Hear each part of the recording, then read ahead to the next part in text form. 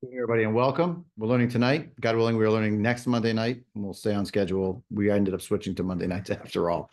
But I didn't take into account by Mincha that it keeps getting earlier. Apparently it does. And there's board meetings, there's scheduling things on me. Monday night, hopefully will remain sacrosanct. Here we are. We got back here earlier than we expected. We're on Daf Yud Aleph, Amud Aleph. We're in the middle of the machlok between Rabbi Yeshua and Rabbi Eliezer as to exactly and when the world was created and when various things in Jewish history happened. What time of the year was it? Was it Chodesh Nisan, as Rabbi Yeshua would say, or is it Chodesh Tishrei, as Rabbi Eliezer would say? That was backwards because really Rabbi Eliezer, Tishrei comes first, and then comes Rabbi Yeshua and Nisan. Whatever the case, on Daf Yud Amud Bet, we got into it. We saw the initial drashot of each of them, what they each say, and then the proof text that came after it. One of the things that we saw last time was the drasha that concerned the idea of the growth of trees, flowers, etc., herbs, and whether the time that the world was created, was it a rainy season? Was it not a rainy season? Right? There's two traditions about whether the world was created in the springtime or in the fall. That's basically what it's about. There's a lot to say on this Gemara in the world of Drush, but you come back Rosh Hashanah, we'll do Drush. Meantime, we'll stick with the Gemara, which happens to be mostly seemingly Agadic, but was of concern to the Gemara and to the Rishonim, and therefore it should be of concern to us as well, if for nothing else than just to know, okay, when did things happen? Francie, please. Well, I think you answered my question. My question was going to be, what's the Havamina? What's the difference? The nafkamina, right? What's the practical difference? The nafkamina. The answer is well, what do you say in the tefillah? The answer is what do you and just to know on its own. That's really the main thing. The main thing. There are implications here and there, which is why we got into this discussion in the first place, which was the machlok that we saw previously. It was not Rabbi Yeshua and Rabbi Eliezer, and Rabbi Meir on the subject of how to count the arrival in a new year when you're into that new year. Does it count as the whole new year? Right? So that conversation also surrounded what do you mean by the first month? Is it Tishrei? Is it Nisan? And now we're into this discussion, Chodesh Tishrei, Chodesh Nisan, between the two of them. So you can tell me this doesn't belong and that's fine, but in the creation, is there, when things were created, did they go directly to a season? Because by the assumption here is that when God created, when the trees were created and they were making fruit, that was a certain time of year, as opposed to this sort of creation moment of a week. Right. So that you're happy to say, you're welcome to say to me, Mark, we'll get to that when we start doing Rosh Hashanah. I was going to say mostly I'm wondering how to answer without making more problems. So wait, but then you'd be like, what? But that's my challenge to these opinions, because it seems they're saying, okay, God, the grasses had dew. Well, the grass had dew on the day God created grass and dew. So right. I'll try to say it in a sentence, but it's really not going to answer all the questions. And I don't have all the answers to all the questions, believe you me. But at least to give you a little bit of a pathway. Let's say that when we talk about B'Tishrei Nivra Olam, B'Nisan Nivra Olam, as we know, we're actually talking about the creation of humanity. And when we talk about the creation of humanity for our purposes, let's say, we mean when the Ribono Shel Olam endowed the human being with a neshama and differentiated that creature called a human being from the rest of the Bria. That moment, when that happened, did that happen in Nisan or did that happen in Tishrei? Meaning, at that moment that the human being became a ruach mimalala, l'nefesh chaya, what Onkelos calls ruach mimalala, a speaking creature, which doesn't just mean the mechanics of speech, right? Dogs speak, right? Dolphins speak, but they're not speaking like we're speaking. They don't have the cognition that we have. They don't have the creativity. They don't have the grammar. They don't have the sense of history. They don't have the planning. They don't have, right? There are a lot of things that they simply do not have. And you notice I'm focusing very much on the intellectual, but that's for another reason.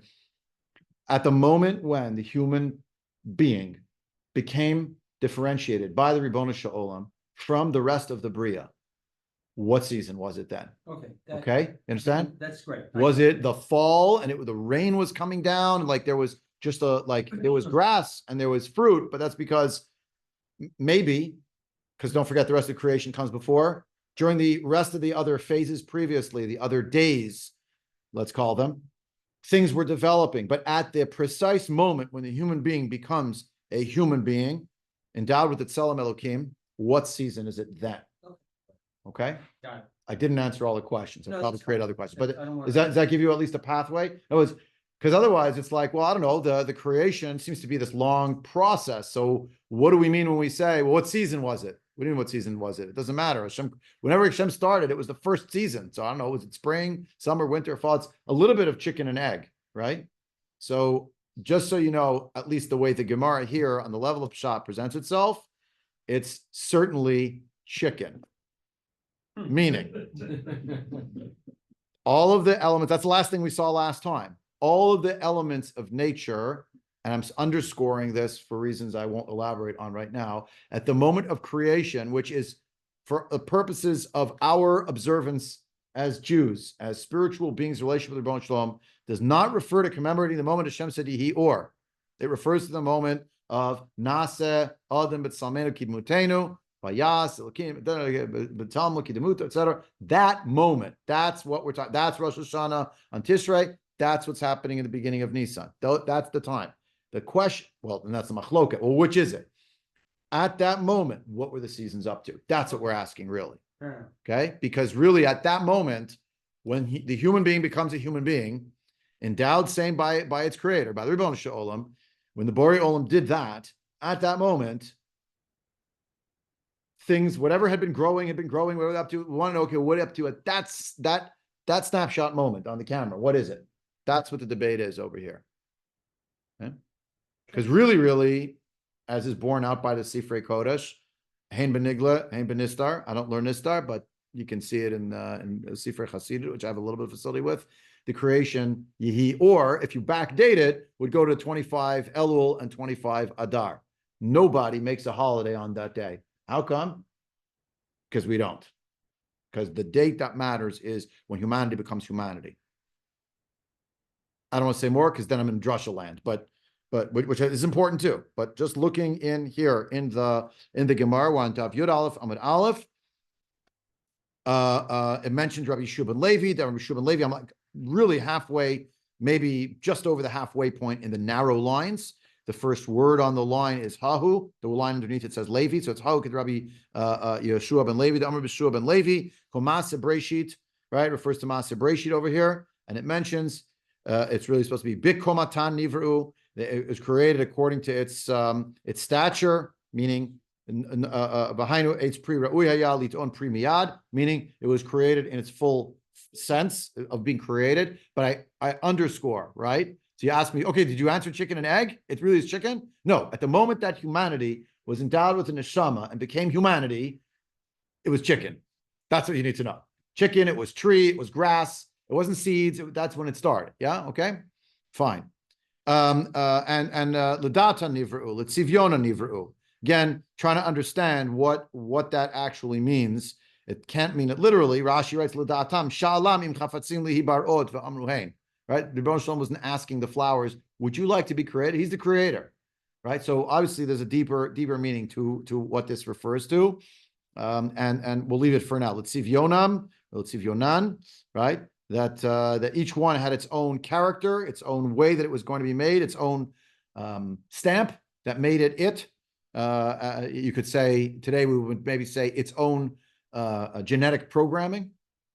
It was set. It was set that way, right? That was set. You'll ask me, did it evolve from something that came before? That's not up for grabs. We're talking about the moment when the human being becomes a human being, everything's ready. Chickens everywhere. Probably eggs too, but you understand. Okay. Yeah.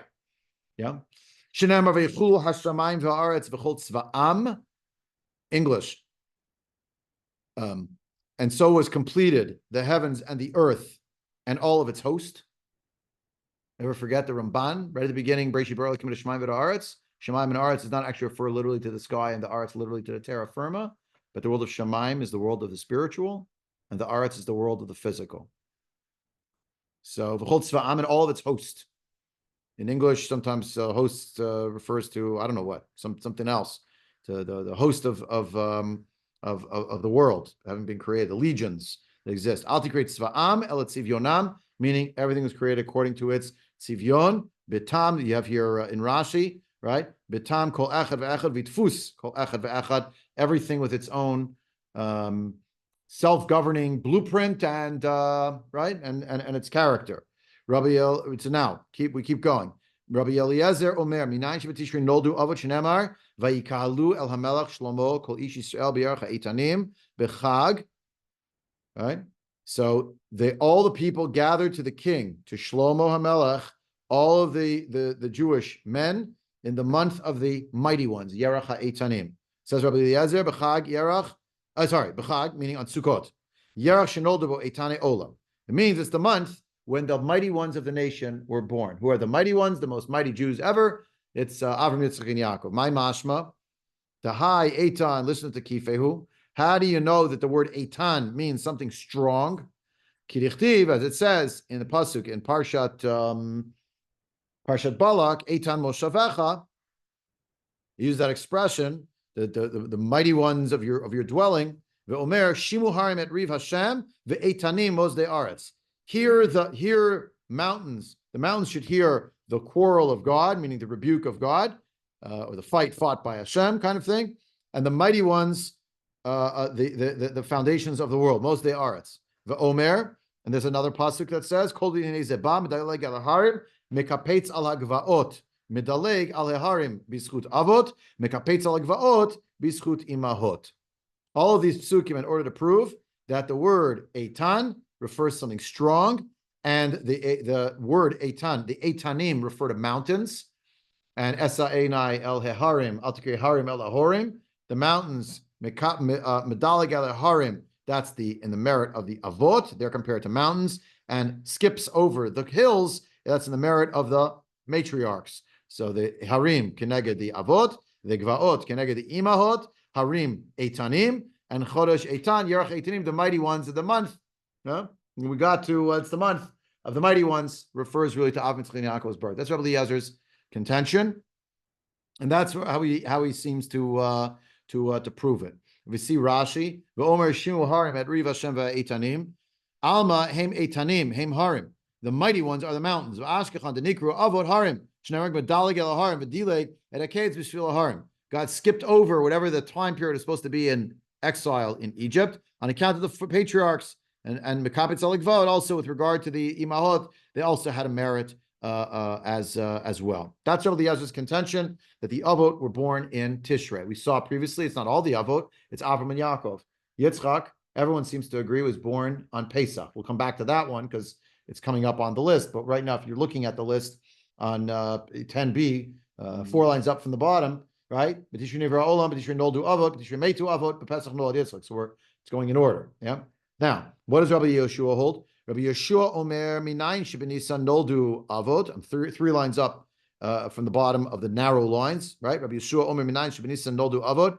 Shenemar Vayihi B'Shmonim Shana V'Arba Shana L'Tzei B'nei Yisrael Eretz Mitzrayim B'Shana HaRevi'it B'Chodesh Ziv. Yeah. So it's the month of Ziv, means the month of radiance, and it's describing here that it was also a pasuk from Malachim Aleph, 480 years since Yetziat Mitzrayim. That's when they started building the first Beit HaMikdash. It was in Chodesh Ziv that they started.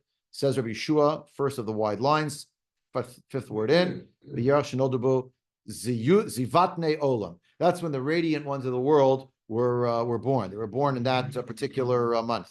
Rashi here writes, Shenit Chadesh Iyar Noldu Kvar B'Nisan. When Iyar started, they'd already been born in Nisan. Yeah? What does that mean? They were born sometime in Nisan. Probably they were born like Pesach time, and therefore it wasn't a full month, and therefore the first full month of radiance of the existence of the patriarchs is in Chodesh Iyar, which is also called Chodesh Ziv, the Chodesh Hasheni. Inami, says Rashi, Zimna de Nisan Kufa Nimsha B'toch Iyar Shalavana. So you know that there are 4 solar seasons. We actually will need these solar seasons. We saw a little bit of it on Daf Chet. We'll come back to it in depth in a few blot from now. 4 seasons, right? The Tkufot are seasons. There's Tkufat Nisan, right? Beginning. Tkufat Tammuz, right? Tkufat Tishrei, Tkufat Tevet. 4 different times, 4 different months, for 4 different seasons rather, right? And those, each one has 3 months in it, obviously, 12 months. Sometimes there's a gap between the two, between the Tkufot, which refer to solar seasons, versus the lunar months. And sometimes Tkufat Nisan is delayed so that it's mostly happening in Chodesh Iyar, not just Nisan, Iyar, Sivan, but mostly ends up, because of the discrepancy between the two, we'll learn more about this in a few daf from now, that it works out that it was actually, that month is really called Chodesh Ziv, even though it's really Nisan. Basically, the pasuk that he quotes is meant to prove that they were born in Chodesh Nisan, not as Rabbi Eliezer would have it in Chodesh Tishrei. Says the Gemara, Vav. There's a little Vav in my. There's some brackets there, right? So it should be Vahaktiv biyeracha etanim. So what are you going to do with the fact they basically say to Rabbi Yehoshua, your colleague Rabbi Eliezer, darshan the pasuk for Tishrei yeracha etanim, sounds like the month of the mighty ones. So what does he say? Very beautifully, the Tekife, it's really a month, the Takif b'mitzvot. It's the mightiness of Tishrei is not that the patriarchs were born then, it's that's a month that's filled with mitzvot. A lot of different mitzvot in that month. Rashi tells us what those are, right? The tribe of mitzvot, shofar, Yom Kippurim, V'sukkah, lulav, v'arava, v'nisuch hamayim, v'arava. All those, the Rav's in brackets, but they're all there. Yeah. You're going to have a gimel next to Hatam. Yeah, and the Bach, this is instead of Takife, you read the Takif. I inserted it without mentioning. Yeah, the Takif. That's right, the Takif, I went back to Takif because that's the Bach's edition. All right. So then the Gemara now turns to Rabbi Eliezer. It said Rabbi Eliezer, what about Chodesh Ziv that Rabbi Yeshua marshaled in favor of the patriarchs having been born in the month of radiance? He answered, that's the month when the trees are most radiant. That's why it was called Chodesh Ziv. Everyone has a teretz for the other persons, right? For the pasuk they're not going to use. Dama Rabbi Yehuda, Haiman denafik b'yomei Nisan v'chaze ilane demalav levei omer baruch shlo chiser me'olam oklum ubar b'briot tovot v'ilana tovot lidnaot behen bnei adam. Limud from Rabbi Yehuda that if someone goes out in the month of Nisan and they see a tree, a fruit-bearing tree actually, that is in bloom, they have a bracha that they should recite, right? So that's in Nisan. Some say it could extend into Iyar until the fruits are completely on the tree. Seems you could still make that bracha. So that's the answer. He says, yeah, Ziv, Chodesh Ziv, because that's with trees, not because it has to do with people who are the radiant ones of the world. Manda Amar, Benisan Noldu, Benisan Metu, right? Manda Amar, Betishrei Noldu, Betishrei Metu. So you have the idea that maybe they were born, the one that says they were born in Nisan thinks they also died in Nisan. The one that says they were born in Tishrei says they also died in Tishrei. Shenamar, because as it says in the Torah, in what parsha? The end of Sefer Dvarim. We'll come to it in a few weeks. Yeah, it'll actually be really, I think, in the new year. V'yomar alehem ben me'ah ve'esrim shana anochi hayom lo uchal od latzeit v'lavo. So I'm 120 today, right? The pasuk goes on to say I can't keep going, but today I'm 120. So meaning to say, Moshe Rabbeinu told him today's my birthday, and it was the day actually that he died. She'ein Talmud lomar hayom, right? It's nothing. It doesn't teach us anything to say hayom. Just say I'm 120 years old. Why did it say today? Umat Talmud lomar hayom. Hayom malu yamai ushnotai. Today is the day when my days have come full circle, and it's actually the day of my birth. That teaches us that the Ribbono Shel Olam, the Kadosh Baruch Hu, fills out the years of tzaddikim from day to day and month to month, i.e., they die on the birthday. Shenamar at Mispar Yamecha Amalei, Parashat Mishpatim. Yeah, right? I'll fill out your days. How will I do that? I'll make sure that you're born and you die the same day. So if they were born on that day, these were the greatest tzaddikim, definitely they died the same day as well. There's a little bit of a discussion here about Yitzchak. When did Yitzchak die? Did he also die in the same month where he was born? It's not entirely clear if that is what happened to him. But The assumption is it must be, but it's not as clear at all. In fact, so now the Gemara continues. Pesach nolad Yitzchak minolan. How do you know that on Pesach was Yitzchak born? How do you know that? Because it says in the Torah, La moed ashuv elecha. Right, I'll come back on the moed. I'll come back. So Emat Kai, when could it have been that they came to the tent of Avraham Avinu, Sari Meinu, and said they'll come back on the moed? Let me pause here to point out that Chazal take it as a given that at least one of the layers with which we're meant to read through the Tanakh, particularly the prakim about the Avot and Imahot, is in reference to the Gemara that we learned together, Yuma Daf Chav Chet Amud Bet, that the Avot and the Imahot were not commanded in the mitzvot beyond the ones they were actually commanded in. Sheva mitzvot b'nei Noach, and Avraham Avinu gets Brit Milah, and so on and so forth, right? But they kept the entire Torah. They were Eino Mitzuvim V'osim. You'll ask me, how could that be? How did they keep all these mitzvahs? So the answer, essentially, is they're prophets. So they know what to do. Some might argue it wasn't a prophecy, it was the brilliance of these people at such a high spiritual level. They knew the Ruach HaTorah coursed through them. What they did, they knew what was what. And you need to have that in mind to understand the next piece of the Gemara, which presupposes that even though the historical events have not yet happened on Pesach, Shavuot, and Sukkot, there's already a religious date and a spiritual character to these religious dates that are known somehow to the Avot and Imahot as holidays. Maybe they didn't know Pesach was the holiday of the redemption from Egypt, but maybe they knew it was a holiday when the world is judged with regard to Tevuah, with regard to crops. It's an agricultural moment, yeah? That's why some of our brothers and sisters, unfortunately, got swept up in the cultural winds of the West, sadly, transmogrified the holidays away from their historical Torah elements and made them into exclusively agricultural festivals. What some people don't like hearing is actually they're at least half right. Pesach, Shavuot, and Sukkot are each related to phases of the agricultural cycle, and the Torah says so. And the Torah wants you to know that that's true. They also have historical elements. We're estranged from those agricultural components because we don't live in an agrarian lifestyle and we don't live in Israel. But as soon as Jews went back to Israel, maybe Jews who were, as an entertainer used to say years ago, Gewalt is so far away. But they understood, but we're back in the land of Israel, and we have a Bible, and it's our heritage. Granted, it was not the way we would be happy with. There's a secularized edition, and there's a lot of coarseness there. But okay, but the agricultural element, they understood that, okay? Now, why did I give you this whole arichus? Because it's not unlikely that Avraham, Yitzchak, and Yaakov understood if there's tevuah and it's growing, the world is being judged on tevuah. This is the time of the harvest. Let's daven about it. Then comes the time for the fruits. That's Shavuot. Then comes the time of the harvest and the ingathering. That's going to be in Sukkot time, right? It's not unlikely that they had these elements. If there is indeed, as we believe, I'm going to call it a metaphysical tradition. It's a fancy philosophical way of saying Shem ben Noach learned things from down the line from Noach. He knew Noach was his father. Noach taught him in the Teva, in between feeding the animals. Noach had a Masorah from Adam Arishon, and it went from Shem ben Noach through the Dorot. And Avraham Avinu learns from Shem ben Noach. Yaakov Avinu learns in the yeshiva there. Yitzchak Avinu, according to the Medrash, learns in the base Medrash Shem ve'Aver, right? So there is certain continuity. Who knows what spiritual ideas they had, right? So the Gemara says, no, you should be aware they kept the Torah. You have to keep that in mind for the next Gemara. But what's amazing is when we get to Tosafot, which I'm looking at the clock, maybe we'll get there tonight.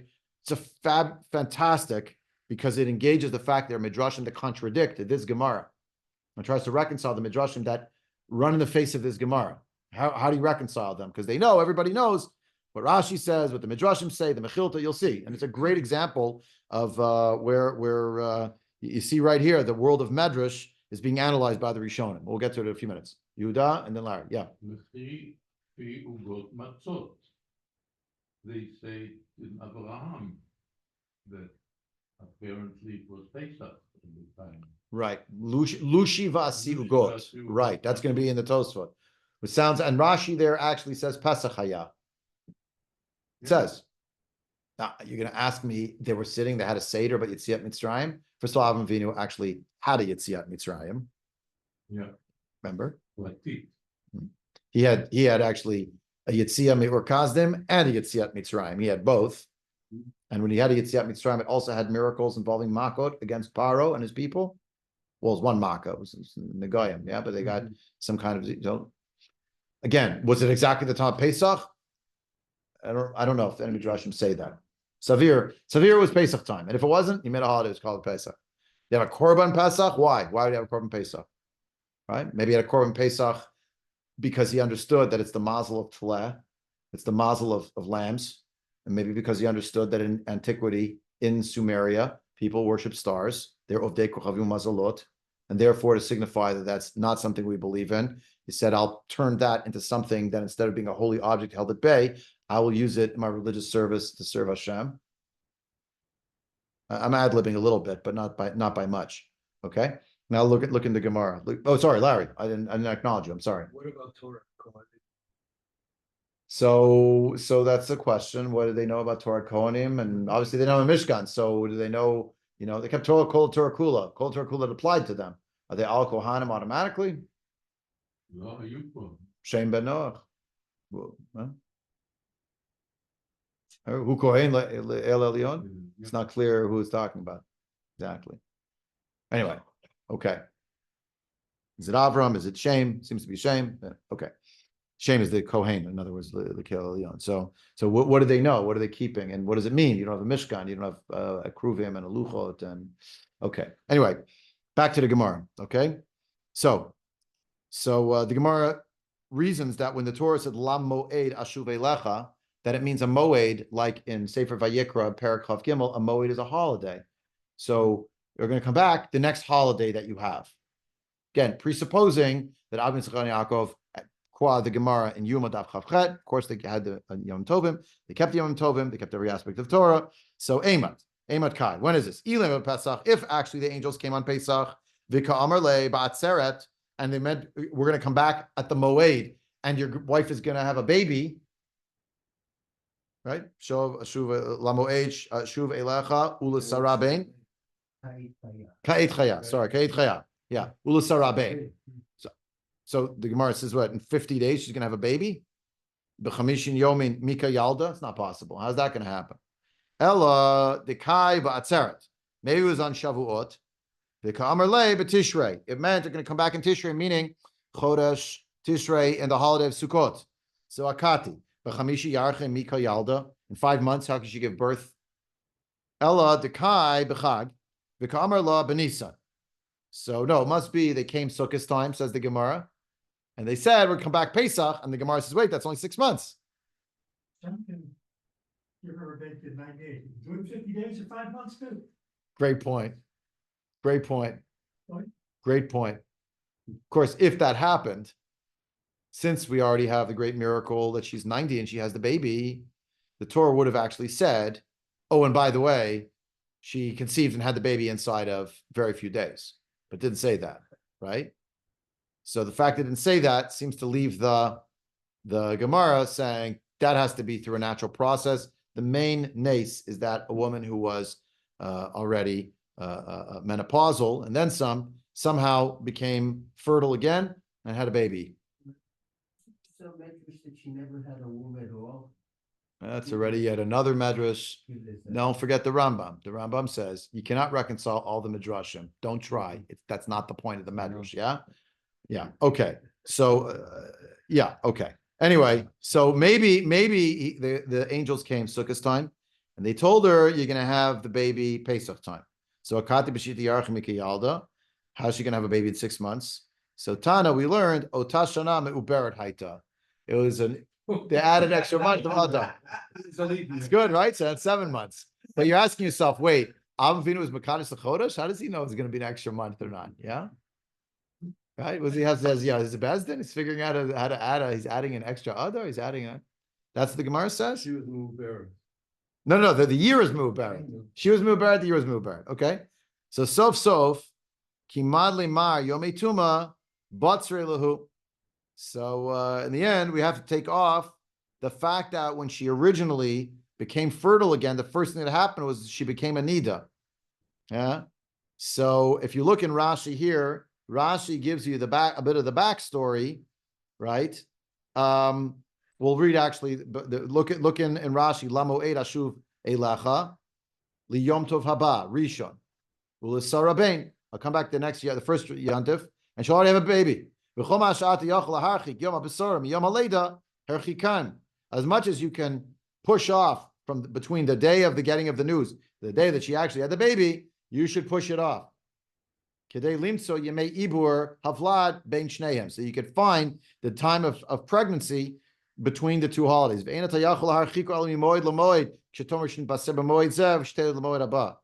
So it has to be from a holiday to a holiday, meaning we're going to come back the next holiday, implying that they came, it was already a holiday. And when we come back, she'll already have a baby. The only time that'll work is if they actually came on Sukkot and they spoke about the baby coming already on Pesach. Rashi, Kimad Limar Yemei Tuma, Tumat Nida. The Kaimalan, since the Gemara Bab Metzia and Pei Zion says, Sari Yemenu Oto Ayom Persa Nida. Lefichach veikachem avechala v'che uben abakar avaloha ugot shalashta hi betuma. They were makbid for tuma and tahara, lushi vasi ugot, and it never says that he brought the bread to the angels. How come?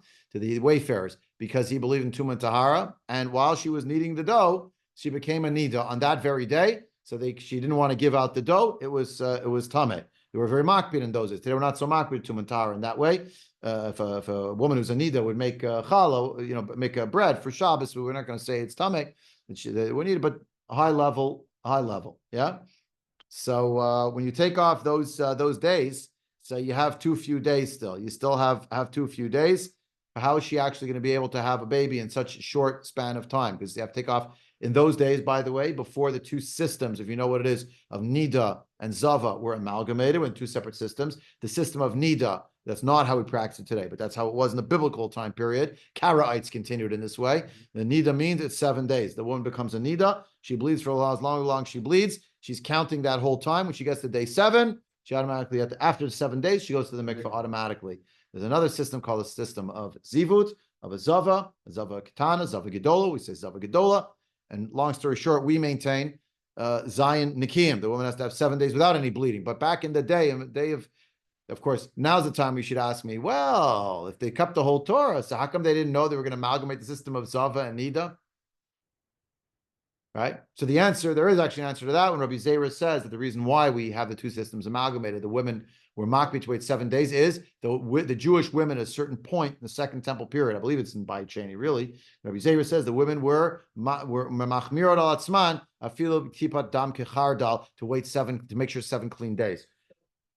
When we say the Avot kept the whole Torah, do they mean just the Deoraitas or even the Rabbanan? So you would think logically, well, it should only be the Deoraitas, right? But the example that's mysteriously given in the Gemara in Yom Daf Chavchet is it says that Avraham Avinu somehow was keeping Erev Tavshilin. Just certainly curious because it was Takana that came up later, right? So why did it say that? Is that like a hyperbole to say like you even knew the rabbinic stuff that hadn't been invented yet, but he knew it? Is it to say that really whatever came up later in the rabbinic vein actually had an analog to something that is actually much deeper, and it's a process of discovery? Questionable. So it's not really resolvable. So, but that the Gemara does say he kept everything, including Erev Tavshilin. Just curious because nobody holds Erev Tavshilin as Deoraita. Nobody. So it's a mechanism that in itself is D'Rabbanan in nature, right?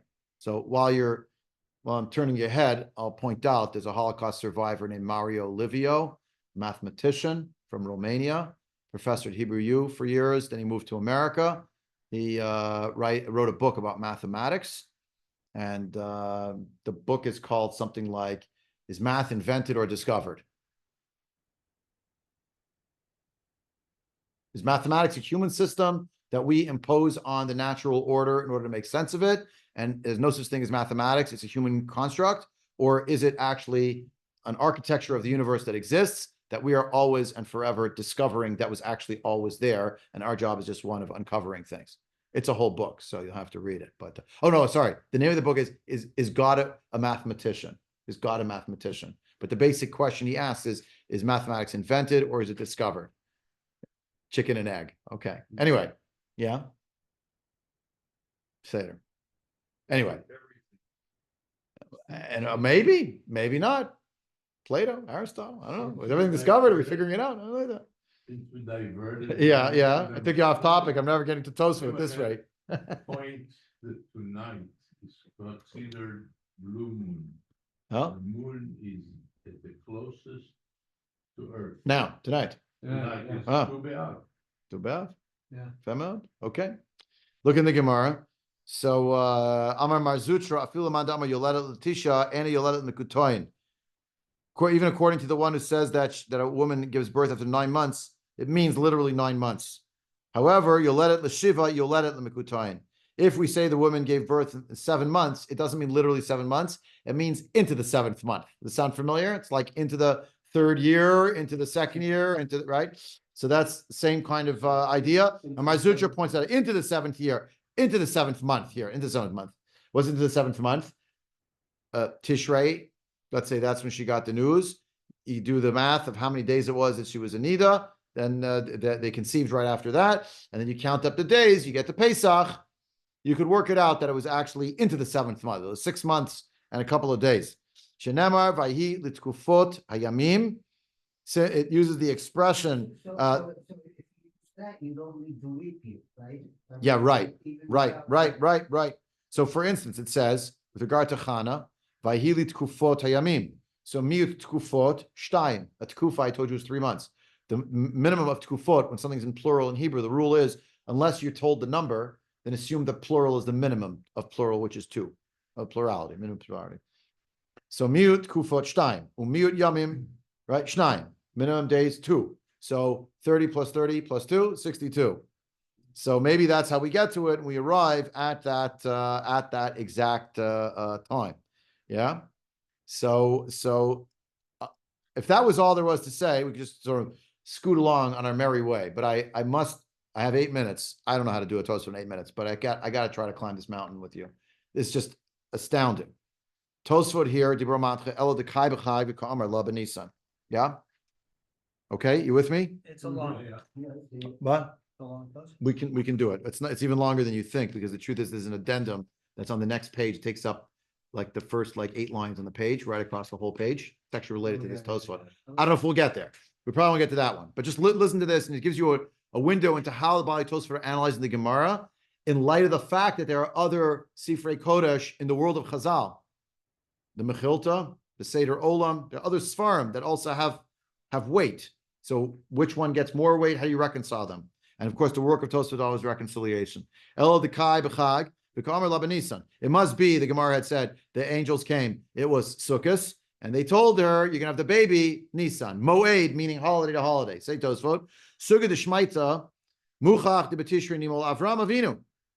According to what it says here, in our Gemara, clearly he had his Brit Milah in Tishrei. How do you know? Because remember, he had a Brit Milah, and the angels came to visit on the 3rd day after his Brit Milah. Remember? The Gemara in Bava Metzia, Amar, Bishlishi Shalmila Bo Etzlo Malachim. Va'az Nemar Lo, Lamoed Ashuv Elecha Ke'et Chaya.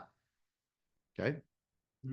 However, the Tosafot pointed out, Uba Pirkei de Rabbi Eliezer, written by Rabbi Eliezer ben Horkanus, right? That's ascribed to him, the Sefer of Tanaitic level. Nami Amrit also says the Yom Kippurim Nimol. Avram Avinu. His Brit Milah was on Yom Kippur. So do the math with me. He has a Brit on the 10th of Tishrei, and then the guests come to his house on the 3rd day after that. That's the 13th. Is that Sukkot yet? No. V'hashta hada amar b'chag lav davka. The fact that the Gemara here said chag, that they came on Sukkot, didn't literally mean Sukkot. Dishnei yamim lifnei chag hava. It must have been on the 13th of Tishrei that they came and gave this, and it's not literally the holiday day, but 2 days before. Came in the Nimol b'Yom Kippur, because he had his Brit Milah on Yom Kippur.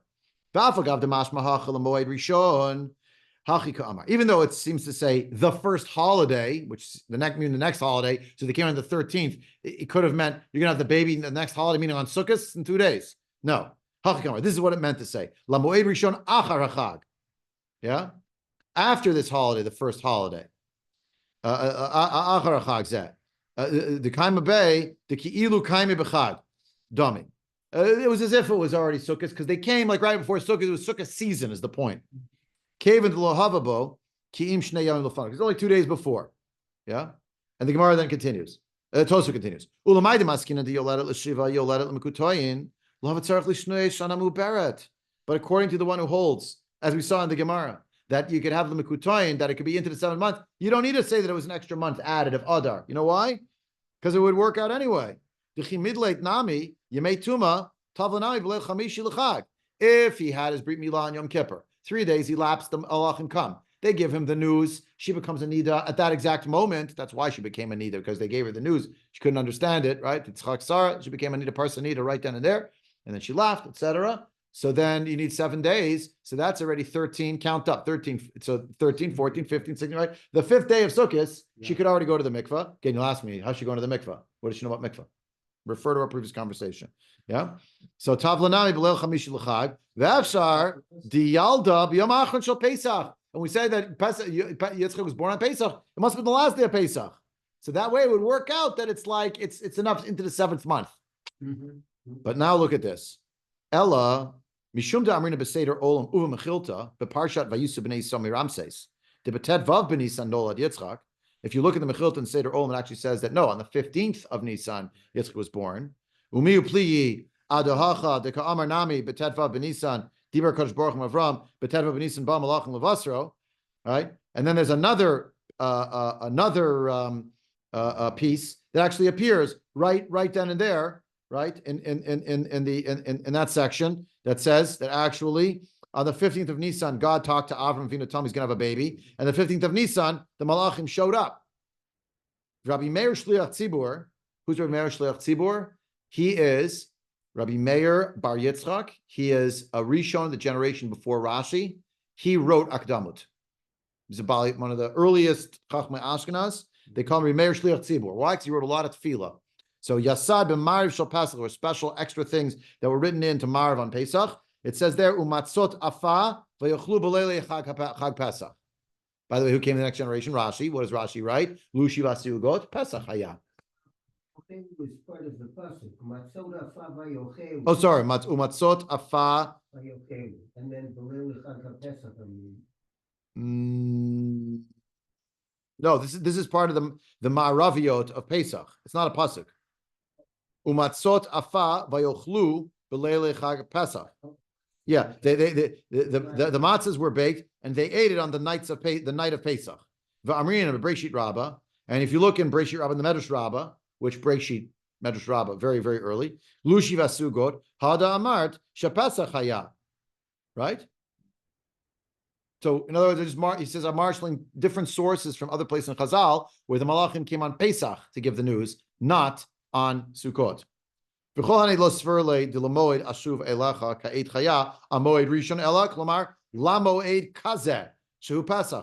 I'll come back on a holiday like this holiday, meaning the next time Pesach rolls around.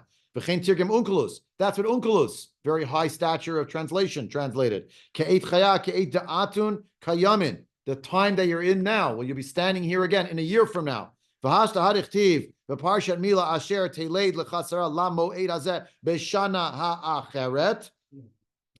It says so in the parak before the Malachim coming to the house. It says that God told Avraham Avinu, your wife will have a son at this time. Moed meaning not holiday, but at this time in a year from now. What does it say?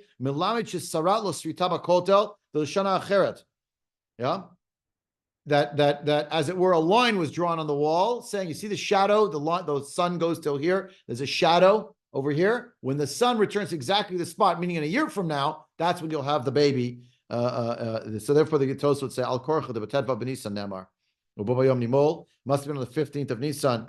That was the day that he was told that promise. On that very day, he had his Brit Milah. Right. So in other words, Tosafot basically says. The Gemara here has its opinion, but there are other sources that have another opinion. It said really it all happened around Pesach time, on Pesach, before Pesach, not Sukkot time. Tema. So now a question. Tosafot asked the following question. Dechol hani da amre b'tishrei hava heich mekayim ha'ukra dilamoed hazeh b'shana ha'acheret. Right. According to those who hold that they came in Tishrei, how are you getting to a new year? How do you? It says. What are they going to do with that pasuk? L'moed hazeh at this time means this holiday in the next year, or a holiday in the next year. What's the next year? V'echi techin l'mar shnitztava b'Pesach v'lo nimol ad Tishrei. You mean to tell me he got the command on Pesach and then he waited till Tishrei? No.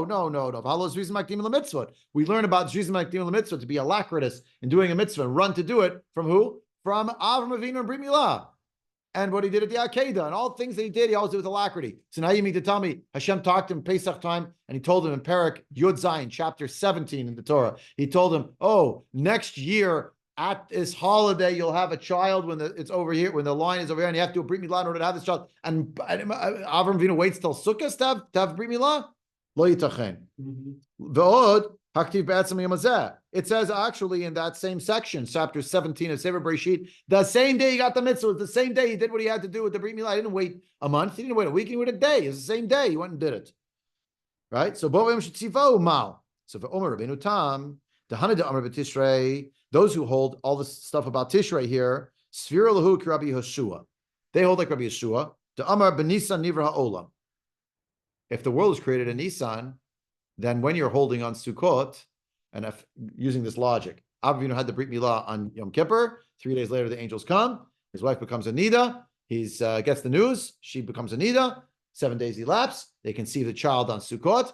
By the time you get to Rosh Chodesh Nisan, it's a new year, according to Rabbi Yehoshua. So Rabbi Tom says, "Oh, this Gemara must pass, yeah, must pass like Rabbi Yehoshua, the Benisan Nivra Olam." Zion over here in the Bach, Ulachi Hadar, Ulachi Hadar LePesach Shana Acheret Shana Acheret he Ulamoed Hazeh Hain Lamoed Shachar Zeh Yom Kippurim, right? When it said the holiday, it meant the one that's after this one. So Amarlo, the Karov Sukkot, Klamar, Lamoed Hazer Rishon Shoshana Acheret. Right? So Rabbeinu Tam says it must be that it was really Hashem came to him in Tishrei. That's when he did the Brit Milah. That's when he got the news. But he was told the next holiday in the new year. Rabbi Yeshua said, according to the Rabbeinu Tam, this proves Rabbi Yeshua's point. It must have been in Nisan. Again, you don't have to accept that because you could just simply say the Gemara here has its approach, Aliba de Rabbi Yehoshua, but the other Gemaras maybe hold like Rabbi Eliezer, because for Rabbi Eliezer, the beginning of the new year is in Chodesh Tishrei. Therefore, you're going to cross through Tishrei to get to a new year, to get to the next time you get the Pesach, to a year hence. So it's into the new. It's a year later. Follow, but. What's interesting is when you leave, we're going to say goodbye to this Gemara now. We won't be able to see the Haggah on the other side. If you want to try it on your own, top of Yud Alpha Medalpha, I got to do the next year, from the bed. I mean, you go to the next one. There's another thing, Vadai, the Malachim came on Pesach time. It tries to reconcile. But you could have two perfect Jews. One Jew who says it's for sure the way it says it over here. That was the timing. And another Jew says, no, I have the Mechilta. I have the Breshit Rabbah. I have Medrash Tanchuma. They all hold it was Pesach time that he got the news. And that Pesach time was when Yitzchak Avinu was born. Ad Kan for tonight. Next week, God willing, in health and in happiness and good things. Laila Tov. Next year, beginning right now. Okay.